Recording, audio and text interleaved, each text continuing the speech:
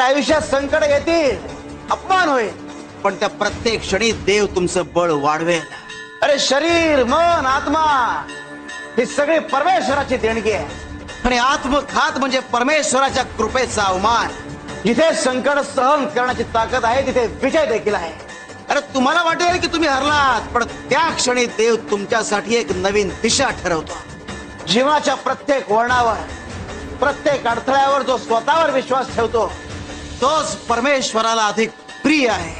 स्वतःवरचा विश्वास आणि परमेश्वराची कृपा यांची जोड असेल तर आयुष्य शाश्वत होता. लढा, कारण संघर्षाचं फळ एक कायम गोड असतं. आणि जिथे श्रद्धा तिथे परमेश्वर. शिव हरी शंकर नमामि शंकर, शिवशंकर शंभो, हे गिरिजापती भवानी शंकर, शिवशंकर शंभो.